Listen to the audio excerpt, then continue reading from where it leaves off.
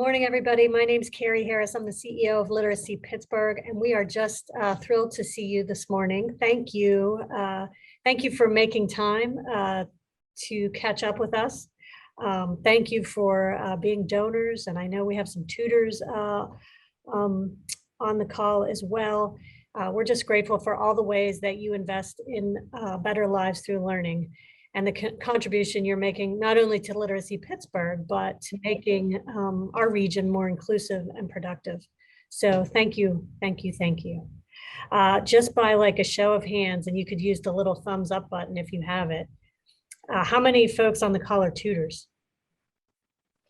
I'm just a becoming tutor. Okay, great, great. Okay, good few tutors. That is nice to see. So I know we have some tutors are donors and donors as well. So we wanted to just take this time to give you a little like state of the union, so to speak, for Literacy Pittsburgh. So just a high level, what's happened in the organization over the past year, and what do we see in the coming year. So it'll be a high level summary, and we'll have some time for questions and answers. I know we saw some folks in the questions wanted a few different spins on it, and we'll do the best we can, but we'll also create follow-up time for anybody that wants different or additional information. Sound good? Okay, very good. So, oh wait, I'm realizing that I am the one sharing my screen.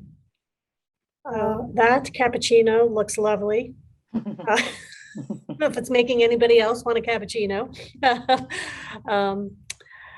So here's, we thought we would start with a just look back at the last year, what happened at Literacy Pittsburgh. As most of you know, that we were almost entirely virtual last year, classroom instruction as well as tutoring. So the pandemic hit in the fourth quarter of our program year, and then the entire last program year, we were virtual as well. So I'll be sharing some numbers and just keeping in mind that that is really a full year of pandemic impact. Many of our tutors, almost any tutor who was tutoring was most likely doing it virtually. So that, you know, that's a challenge if you think about who we serve, right? Those left behind and those who have just arrived. Folks may or may not have equipment. Folks may or may not have internet access, and folks may or may not have the digital skills to be able to participate in virtual instruction. Thus, our focus on digital literacy. Last year, we knew this was really the next frontier and something we needed to incorporate into our programming. Regardless, the pandemic only accelerated the necessity to do so. So thankfully, we got an investment that helped us invest in digital literacy. We had a digital literacy fellow for the year. It was one of our instructors who came out and helped us build a program around digital literacy that included support for tutors, included some support for teachers, and identified a curricula and assessment for us to use to anchor instruction to, and they also built some modules for new tutors. So there will be some training modules for new tutors in the future who may join, because pandemic aside, we know digital literacy is going to be essential for the adults that study with us, because just about every job now has some amount of digital literacy in it. We know nationally that digital skills are becoming increasingly important to attain a job, retain a job, and grow in any career. So we want to make sure we're equipping learners with those skills. Our investment has also included then for us not only building skills of teachers and tutors and students, but also equipment. So last year we were able to launch a tech lending program We lent probably a couple hundred devices out to students. We're lending hotspots to students that didn't have internet access. And we are now making big investments in classroom equipment as well, so that we'll have it in our downtown center. Our family literacy site and our Beaver sites will have some equipment so that digital literacy can be right infused into instruction there as well. The other, let's just say, innovation that we embarked on last year, in addition to figuring out how to do our work online and grow our digital skills, was our Career Accelerator program. This was a partnership with Jewish Family and Community Services. It was a series of 3 cohorts of students who were fast-tracked to get the GED. So they were students that tested in at a level that we thought they were good candidates to get a GED within 12 to 14 weeks. They studied intensively for the GED, but also we infused career services into the classroom as part of the instruction. And that's where JF&CS came in. They provided not only some career service supports in the classroom, but they worked with students one-on-one to build a plan and get ready for a job search. So we did 3 cohorts. About half of our students already have their GED. The other half are finishing up the GED. But the most important thing from our point of view was learning how to infuse those career services into our programming, because this is something we have identified as a big need among our students, so that they can continue. They come here because they want to learn, because they want to build careers, and we want to make sure that we're giving them that sort of guidance support as they go. So we were pretty pleased with Career Accelerator. And then finally, the other new work that we had happening last year in the midst of the pandemic was career programming.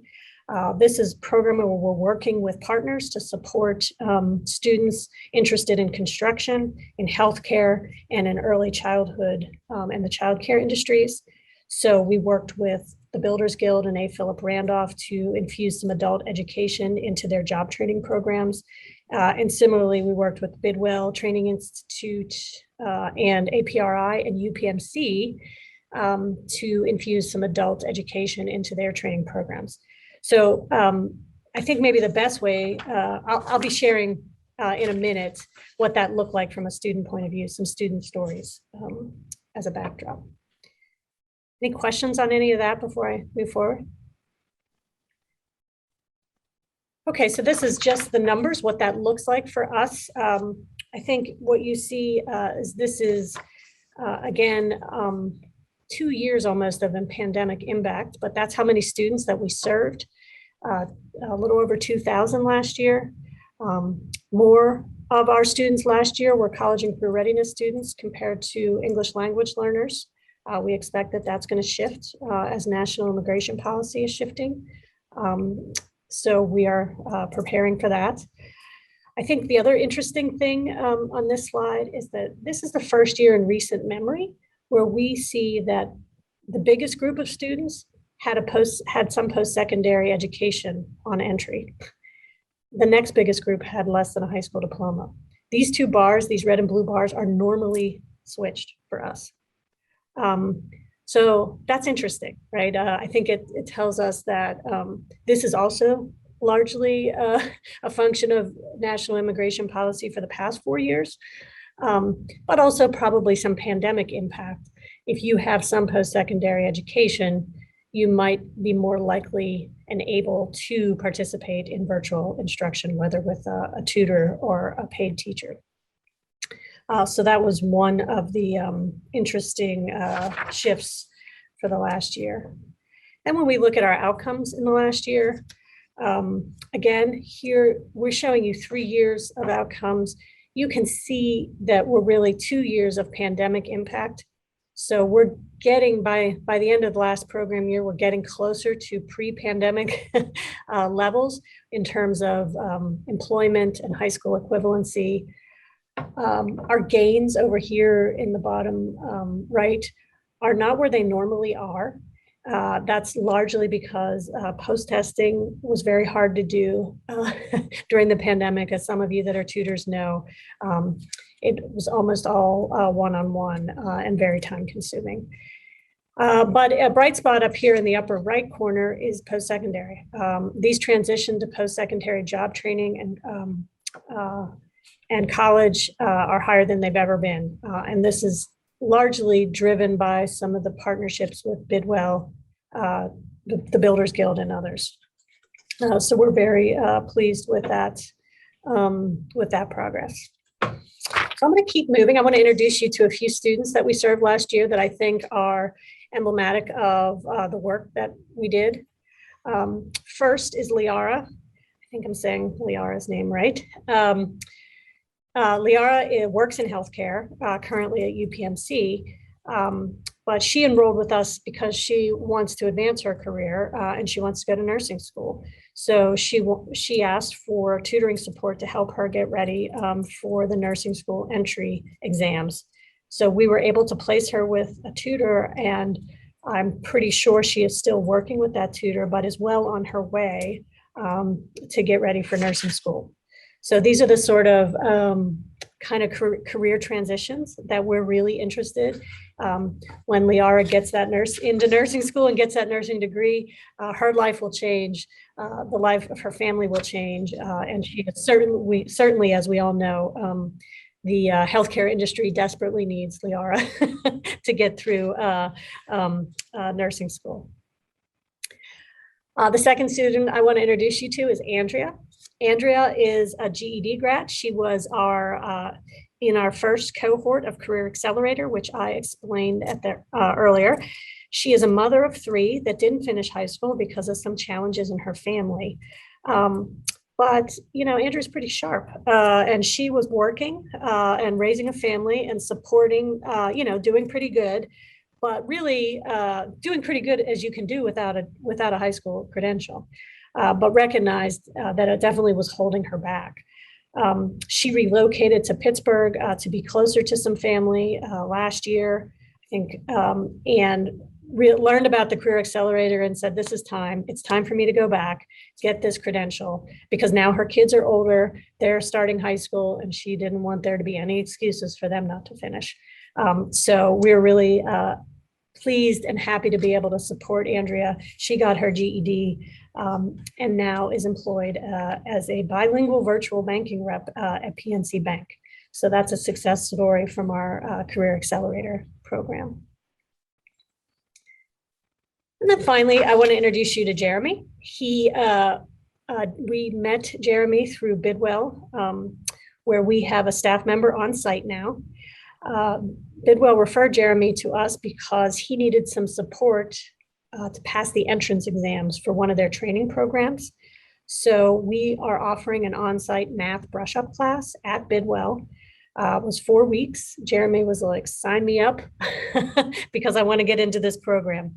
So he worked with our teacher, Emily Laughlin, for 4 weeks in that program, improved his score, and was able to enter the chemical laboratory tech program, which is about a year-long program at Bidwell that guarantees a pretty good job. So his fiance is also a Bidwell student, and they're very excited about the future. And we were so honored and excited to be able to be part of it with Jeremy. So those are just 3 examples of the ways that the work we're doing is really trying to advance and support people moving on to their next step into the middle skills workforce. So I want to give you a few financial updates as well, in addition to program ones. Some of you might have been on this call last year, and at this point last year, we were wringing our hands because the state had made a significant cut in our state contract. They had only passed a 6-month budget, as you might recall, and that meant that our contract with the state got significantly cut. It was almost, it was like $750,000 that we were going to have to try to find. Thankfully, they restored that budget cut when they passed the second half of the year budget last November. And so we were made whole.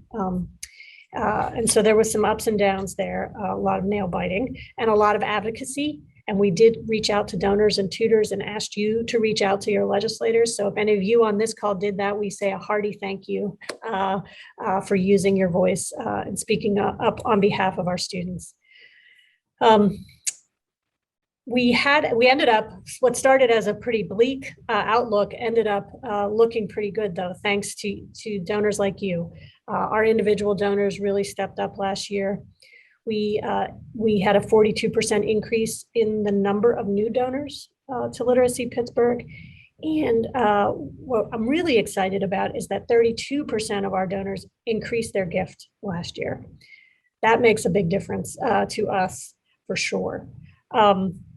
We also ran our first ever tutor campaign last year, asking tutors to not only support us and support students by the huge investment in time and talent, working one-on-one or in small groups with students, but also with Treasure, with your dollars. And we had 30% of tutors participate in that campaign.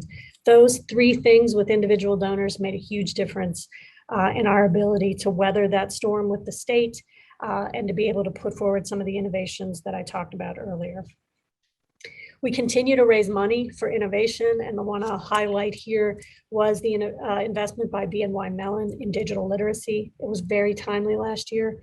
So, again, it enabled us to have a teacher working solely on digital literacy, helping other teachers, helping tutors, helping us identify curricula, and helping us identify the kinds of equipment and support we needed to provide so that students could actually engage in digital literacy. So let me just spend a few minutes highlighting what's in the year ahead. That's sort of a look back. Here's what's in the year ahead. We are resuming in-person classes and tutoring.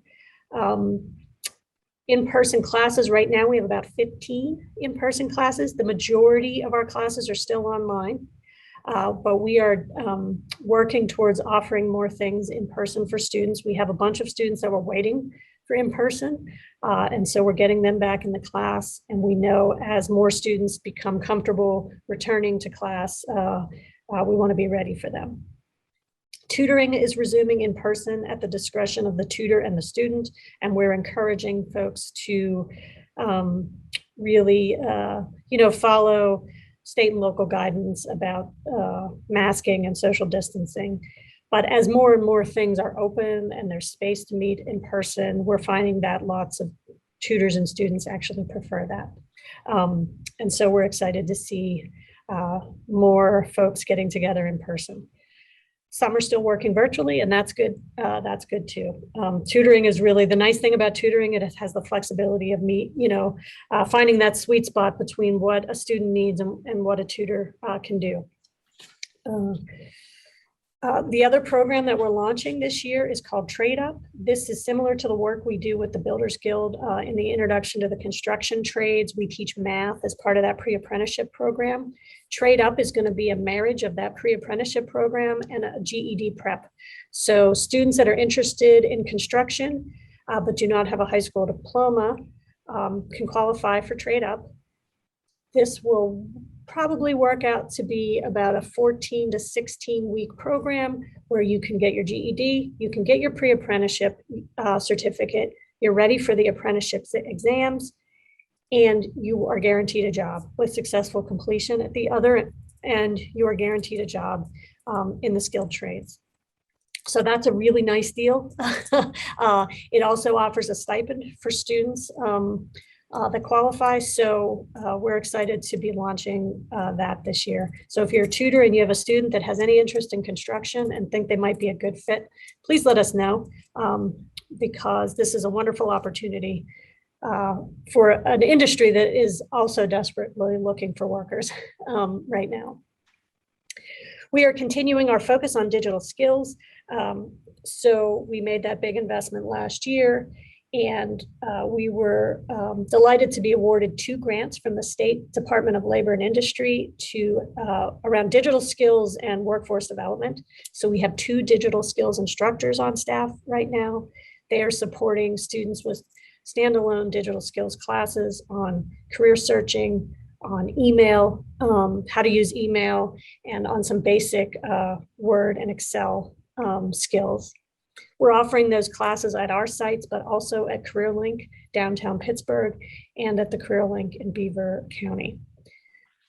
And then finally, career services. I mentioned what we learned last year from our Career Accelerator program. This year, we are taking what we learned and infusing it into more of our classes. So we were fortunate to receive 4 small grants from the state of Pennsylvania Job Training and Education grants that are enabling us to work with JF&CS to provide career counselors on site or either on site or virtually to more of the students in our fast track classes.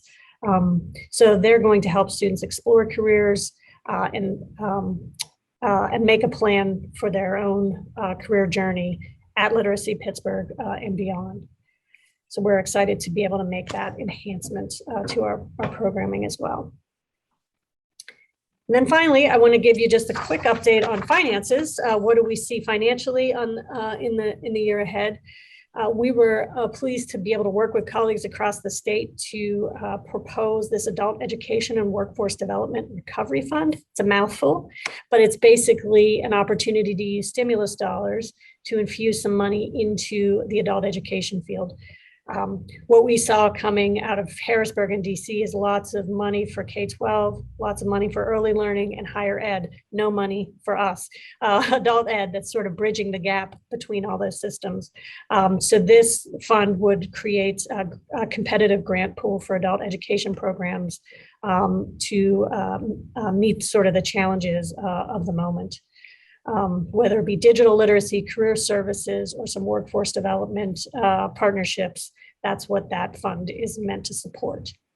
We're advocating to increase the state's adult and family literacy line item. It was cut in half back in 2008 and has not been restored. So while costs are increasing, the funding has not. And so we are trying to build some support in Harrisburg for an increase in that line item. It's timely because this is the year that all agencies like us across Pennsylvania will be recompeting for our state grants. Our state grants are on 4-year contracts. We're in the fourth year, and so we'll be recompeting for all those grants in the spring. So it'd be nice if we were recompeting for a bigger pie, right? We will continue this increased focus on individual giving. As you saw earlier, our individual givers made a big difference. Both new donors and donors that were increasing their gift, it really made a big difference in our ability to keep serving students in the pandemic and improve the services that we're offering. And then we are also working on developing our planned giving program to give it a little more structure. We technically have one, but we want to give it a little more structure and launch it as an opportunity for our current and future donors to include us in their future. So finally, the last thing I want to share, what we're planning for the future, is that next year marks the 40th year, our 40th birthday of Literacy Pittsburgh. So we will be, we have some fun things cooking to help celebrate that. And maybe I'll turn it to Tim and Maria if they want to add anything here. Well, thank you, Carey. No, we're just very excited to be celebrating 40 years. There'll be lots of great opportunities for our Literacy Pittsburgh family, whether you're a donor or a tutor or a student. There'll be lots of ways for you to celebrate with us. So we just invite you to pay attention to your email and your snail mail over the next year for lots of opportunities to celebrate with us. Great. So I talked a lot at you, but we want to make sure we have time for any questions. Feel free to unmute yourself and ask questions. Several of you submitted questions ahead of time, and I'll read those off kind of as we get some lull in conversation here. But feel free to speak up if you have a question. Yes, David. Could you share what your total annual budget is and kind of the percentages of income, where's most of the money come from and so forth? Sure. So this year we're a $5.1 million annual budget. I think that's the biggest budget we've ever had. I want to say around half of that is from these state contracts that come through the Department of Education. And then I'm looking for my chart. I want to say another 20% maybe is individuals. I'm sorry, maybe another 10 or 15% is individuals, about another 17% or so is corporations and foundations. Another 6 or 7% is innovation, which is often foundation dollars. And then about another 8 to 10% is fee revenue. So contracts where other agencies or employers contract with us to provide services.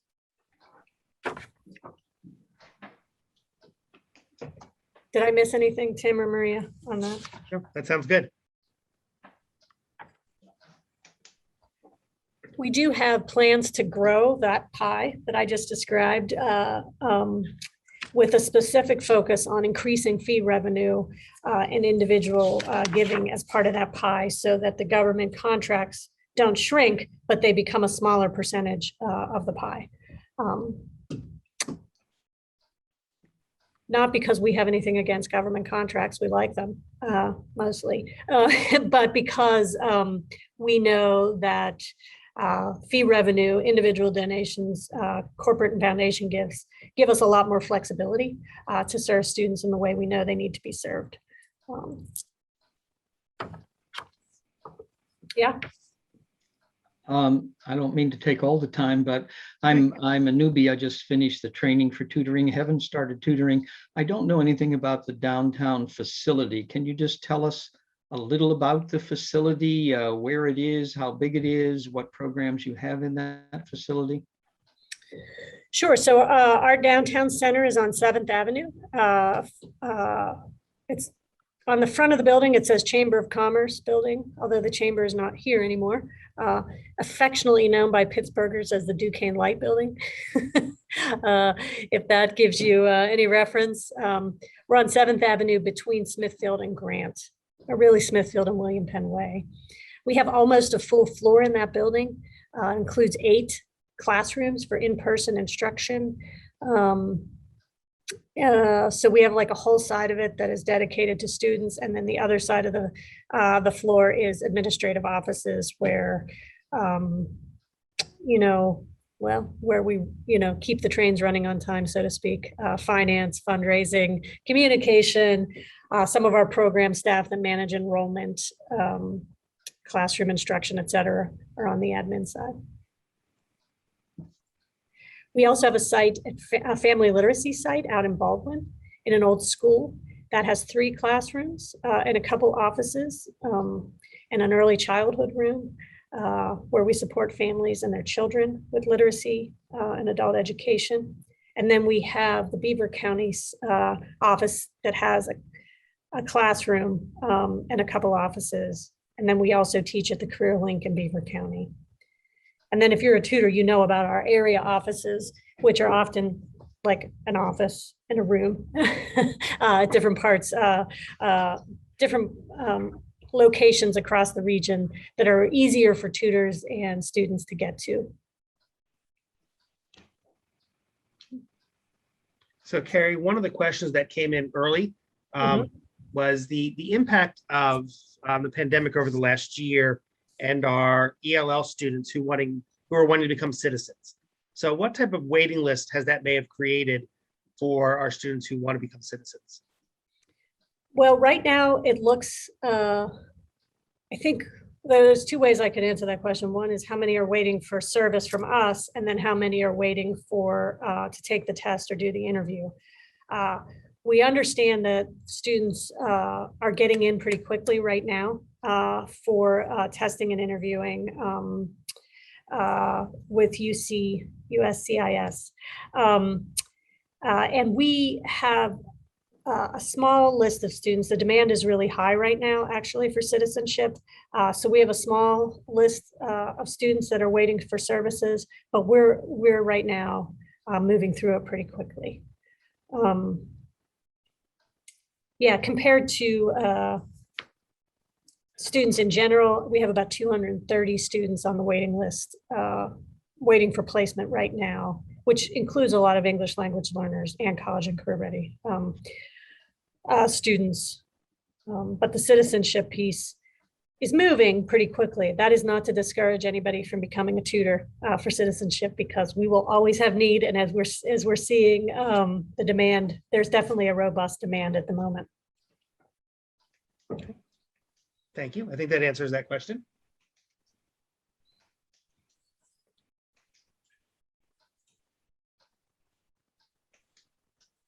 And then one of our, I believe a tutor on the call asked about options for meeting with students in person. I think that you had addressed that earlier, but I believe that was Rachel. Rachel, were you able to get your question answered, or would you have some further questions about that? I might have,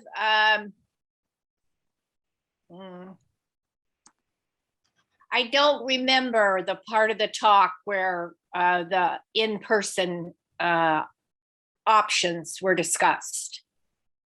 Is it in offices around the county, or?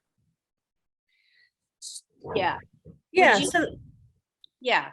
I'll just speak to it. Generally, tutors can meet with students in a mutually agreeable place. We ask it to be a public place and not your home or their home. But to the extent to which a library works, or a coffee shop, or a park while the weather, remains nice, those are all good options. And we are just encouraging tutors and students to, follow local guidelines about social distancing and masking as appropriate to stop the spread. We don't have vaccination status on students or tutors, so we're just asking everybody to use their best judgment on where is a convenient time and place to meet. Is that getting to your question, Rachel? Yes, I guess so. Most libraries are still closed, so that's not a good option. You mentioned, I didn't know about these various classroom sites around the county. Are those available, like on a appointment basis? You could probably make arrangements with your coordinator if you wanted to meet in their office, or a space, within the building where their office is. Who is your coordinator? Do you know? Oh, I just changed, so I don't remember. I'm in the South Hills. I'm not that far from the Baldwin office. Yeah. So that might be an option for us. Yeah, that might be an option. I would ask, you either probably have Vince or Miguel as your coordinator. Yeah, it used to be Vince, but he passed it on to somebody else. And I think it must be Miguel, especially okay, if Miguel. Baldwin. So Yeah. talk to my coordinator about that. Yeah, if you wanted to go into the office for tutoring. Okay. Okay, thanks. Sure. Any other questions, ideas, insights? So there were several of you on the call who, in the preliminary, when you RSVP'd, were asking about some general volunteer information, some general information about the organization. What I'd like to do is follow up with you personally after this call and get some of our volunteer coordinators to reach out to you personally so you can have one-on-one conversations with them. So if you've asked for that kind of information, I'll be in touch with you this afternoon and introduce you to some of our other staff members who can answer some of those general questions for you.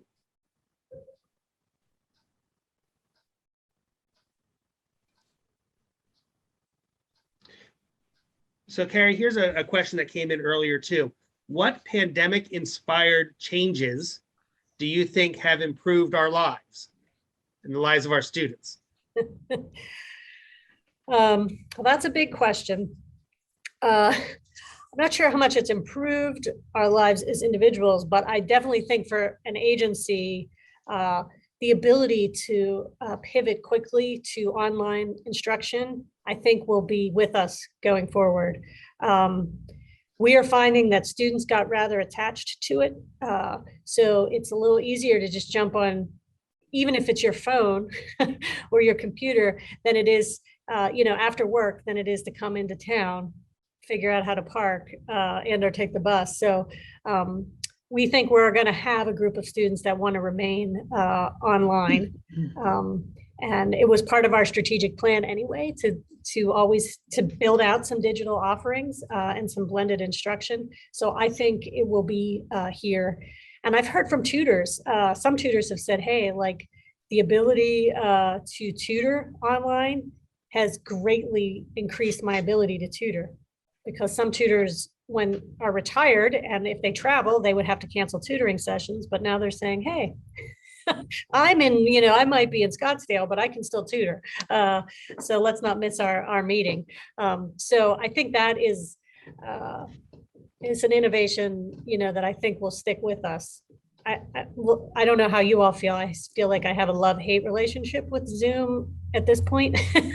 I'm glad it's here, but I think if I have the option to mix it up a little bit, I will. But I think it will be here with us in some form going forward, for sure. Which, I see you, David. I just want to let me finish this one thought. I think it does bring up for us some needs that we are going to continue to have, and that is going to be around equipment. And equipment both for it at our sites, but also for students. So we're really building that into our budget, is making sure we have equipment available for people, because they don't always have it to join. Sorry, go ahead, David. What was your question? Since I'm new, I have a lot of questions, and I'm sure that I'll get answers to these as time goes on. But I'm sort of overwhelmed in a positive way about so many of the possible tracks that students can go on. I mean, whether it's career oriented or GED oriented or becoming citizen oriented or just learning a little more about English tracks and so on and so forth. And it's hard for me to keep all of these in my mind. I almost feel like I need a spreadsheet. If your student needs X, here's the program they should be in. If your student needs Y, this is the program they should be in. And I'm sure I'll be working that out specifically with my students and my coordinators. But just to have an overview of all of that, is there anything on the website that would give me that kind of a spreadsheet, knowing what the programs are, what the student is looking for, what the student needs? I don't know yet how to get an overview of all of this. With the primary issue, I guess with two levels of issues. One is just so I'd kind of like to have it in mind, in terms of the whole total program that I'm part of. But secondly, and even more importantly, to have a better sense when I'm working with a student of, oh, don't forget program X or Y, because, I might not know of it otherwise. Yeah. So I will give you a couple of thoughts, and then Maria might want to jump in here. I know we are working to build out some things that do exactly what you're speaking to on the website, on sort of in terms of career programming anyway, how what's available. I would say the tutor newsletter is a good place to keep up, because that's when we roll out new stuff all the time. So what's true today might be on the spreadsheet today. Something different is going to be on it next week or next month as we continue to grow. So the tutor newsletter is super helpful. And I think your coordinator is going to be a good spreadsheet in the short term. The other thing I didn't talk about, but we did roll out this past year, was a student newsletter. So your student will be getting newsletters once a month, sort of laying out for them the programming that's available that may be of interest, as well as just things we want students to know. So it might be a good sort of check-in with your student. Did you get the newsletter? And what was in it? And anything there interesting to you? I saw this in the tutor newsletter. Are you in, that might be a good way to approach it. Maria, did you want to say, I know we're working on that career programming page. Anything else to say about that? Yeah, just that there will be a section of the website that talks a lot about that's going to be dedicated toward career programming opportunities that should be rolling out within the next month or so. So you'll be able to consult that. The other thing I wanted to mention is we do also send a monthly agency newsletter. It's an e-newsletter that goes out. So you as a tutor will get 2 newsletters. You'll get one that is kind of a more general overview of what's going on in the organization, and one that is geared directly to you as a tutor. So the agency newsletter also has a lot of information about new programs that we're rolling out and such. So there's a number of different ways that you can gather that. And so once you once you start receiving those, I think you'll start to kind of get a handle on what sorts of things are out there for you and for your student. Thank you.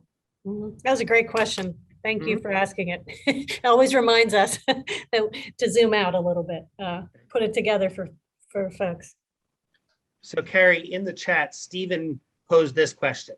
It seemed like some of the contracts Literacy Pittsburgh had at the start of the pandemic didn't allow for virtual tutoring.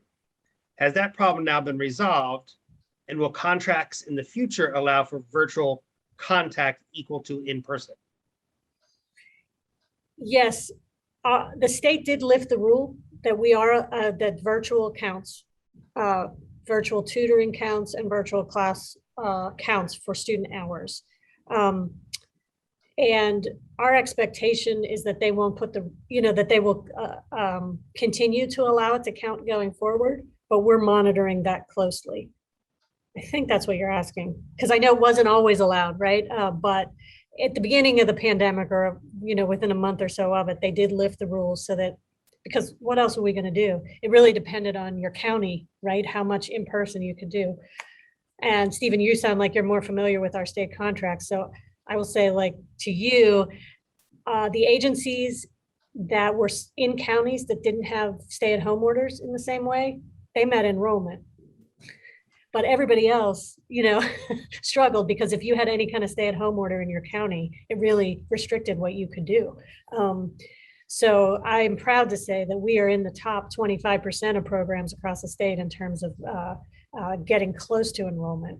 But some of them in the top 25 actually, met enrollment because they were in person all year. And we just couldn't be. I was just basing it on what we have to fill out every month in our monthly report. The questions changed sort of over the course of the few months. Yeah. Yeah, we've been tinkering with it as we realized, like, oh, we need to start asking this. Because the state's asking us for different information, and we're trying to get a handle on,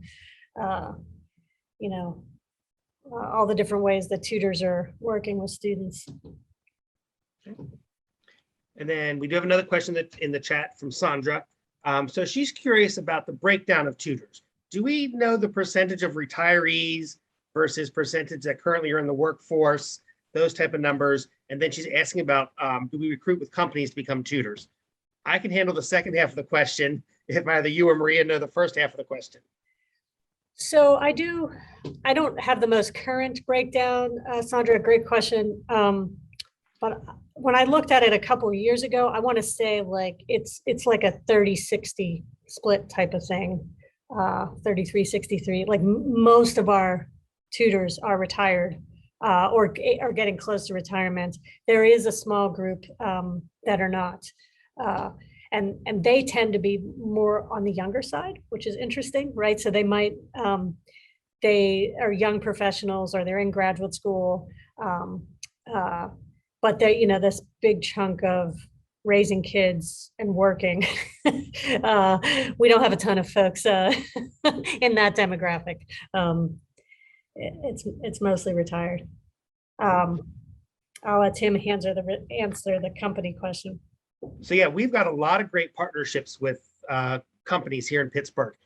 We offer a classroom volunteer program where when we're in person, companies can bring 10 or 12 employees to the office and they do some programming with our students kind of a one-off, right? They come for one class and they might do mock interviews for citizenship. They might do classroom conversations.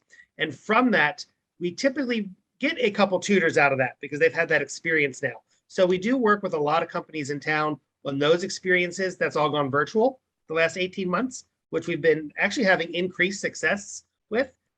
Many companies are finding that it's easier to ask a dozen employees to virtually volunteer with our students versus driving downtown, parking your car, coming in, right, and giving up a half a day versus an hour.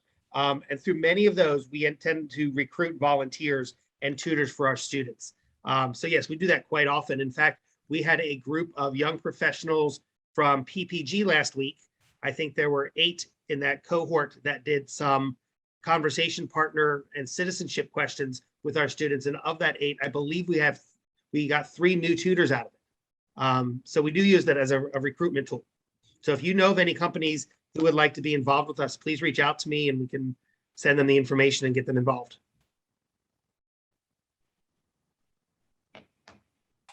Thank you. You're very welcome. Well, we're coming up on 10 o'clock. We've got about 9 more minutes. Are there any other questions before we let everybody go about their day?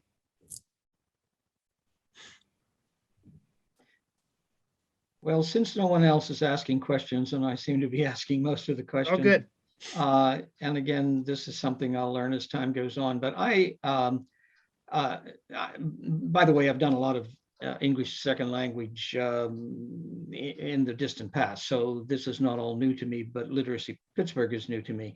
I guess the question has to do with, are there boundaries of relationships that are set up between students and tutors in terms of, do you ever, are there guidelines about, do you ever give them money if you feel they need some money? Do you ever say, I have some furniture that I'll donate to you if you need it? I'm asking in general, are there guidelines about appropriate boundaries? I mean, some of which are obvious, but along the lines of sort of helping students in ways other than language? That's a good question. I don't have the money answer off the top of my head, although every instinct in me says proceed there with caution. And that's not really the nature of the relationship. Although I do think some of the richest tutor-student relationships are more than just English language instruction, right? They are tutors really helping students, especially English language learners, like crack the code about how to be an American and how to function here. So they sharing meals and becoming part of family celebrations, I think is something that we've heard from tutors is very rewarding. And I wouldn't want to discourage it. And I think helping your student out with resources you have access to that they might not, I think it's exactly the kind of community building we're engaged in. So I would encourage it there. I don't know off the top of my head if we have a prohibition about giving students money in the volunteer handbook, but I'm going to find out, David.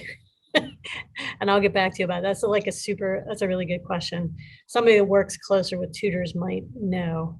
Anybody else that's a tutor on the call know if there's anything like that in the handbook? So I guess in part I'm asking, Okay, so- are there written guidelines related to ethics in the relationship, or are there no written guidelines? There are some guidelines and they're in the handbook, but I don't know that we address that specifically about money. So that's good. I'll go take a look at it. We'll make sure to get back to you. Yeah, I want to be clear. I wasn't only asking about money. Yeah. I'm just asking about general ethical guidelines and either what is written or what is generally expected, et cetera.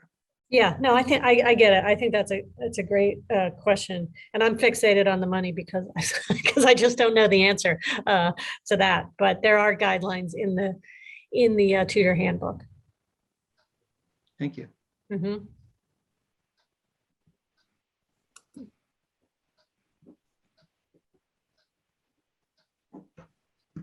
Other other questions, thoughts? Well, let me just say thank you, thank you, thank you. Thank you for your time this morning, for sure. Thank you for everything you give to this organization and our students. Your time, your talent, your treasure. We are eternally grateful. It does make a difference. I think even from those few stories I shared this morning, you'll see if in the newsletters we're sharing stories all the time. People's lives truly transformed by your investments of time and treasure. So thank you for that. It does matter. It makes a big difference. If you and your student have a great story to tell, please let us know because we'd love to share those stories. It helps us recruit new tutors and donors to the work. So please keep in touch with us in that way. Thank you. Thank Thank you. you. Very helpful. Thank you. Good. Thank you. Anything else, Tim? No, just thank you again for joining us. If you've had specific questions, I'll be reaching out to you. Some of you wanted some general overview and some volunteer information. I'll reach out to you today. Otherwise, thank you all for joining us.